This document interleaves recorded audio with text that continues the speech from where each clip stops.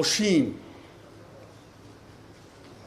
এই জাতির যে তরুণ সম্প্রদায়, তার যে সৃজনশীলতা, তার যে উদ্যম অন্য জাতির তুলনায় অনেক অনেক বেশি। এতটুকুন জায়গার মধ্যে আমরা 17 কোটি মানুষ থাকি। এই 17 কোটি মানুষকে আমরা আরো বহু উপরে নিয়ে যেতে পারি, শুধু এই গুতাগুতি মারামারি খুনাখুনি এটার থেকে বাঁচছে, আর তো কিছু নেই। ওরা তো জানে সবাই কি করতে হবে। কাজে উপর অন্যরা কি মনে করলো সেটা সেটা দুঃখ পাওয়ার চাইতে বড় কথা হলো এতে এসছে। বড় কথা হলো যে আমরা নিজেদেরকে কি দেখতে চাই, আমাদের স্বপ্নটাকে, আমাদের স্বপ্ন আমরা বাস্তবায়ন করব। এবং আমাদের স্বপ্ন বাস্তব, আমাদের যে স্বপ্ন, আমাদের যে ক্ষমতা, এটা যদি আমরা করি, পৃথিবীর মানুষ এমনি ভাবা দেবে। পৃথিবীর বহু দেশে তো যাই, কাজে দেখি এর চাইতে ঘনিষ্ঠ একটা জাতি, পরিবারভুক্ত জাতি খুব কম দেশে আছে। আমরা ভাগ্যবান জাতি সেই হিসেবে। কাজেই আমাদেরকে সেই লক্ষ্যে যেতে হবে। গণমাধ্যমের পরিবর্তন কিংবা রাষ্ট্রীয় যে প্রতিষ্ঠানগুলো আসলে নিজের স্বাধীন মতো কাজ করতে পারছিল না, বিচার ব্যবস্থা সহ, সেই পরিবর্তনে স্যার আপনারা কি কাজ করছেন? ওগুলো সব নষ্ট হয়েছে বলে তাকে দুঃখের মধ্যে। কাজে আপনি এটা যদি পরিষ্কার না করেন আর যাবেন কোথায়? আবার বর্বরতার মধ্যে থেকে গেলেন। কাজে এটা পরিষ্কার করতেই হবে, এটার কোনো বিকল্প নেই।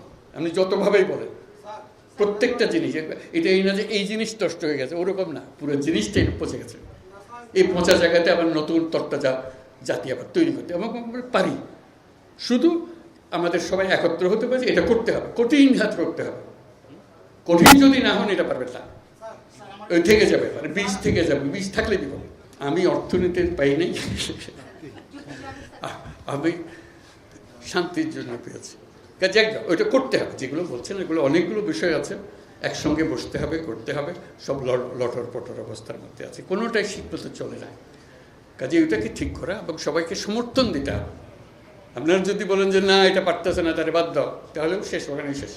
নিজেদের মধ্যে একতা, এটাই বড় চ্যালেঞ্জ। একতা হলে সব কিছু সম্ভব, ঐক্যটা আসে। আমরা চাকরি চাই না, আমরা চাকরি প্রার্থী নই, আমরা চাকরির দাতা প্রত্যেকে।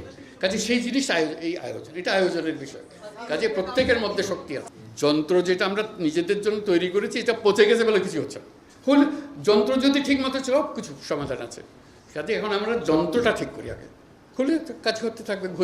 ঘন্টা বাজবে যখন ঘড়ি চলে না, অচল ঘড়ি নিয়ে আপনি কী করবেন?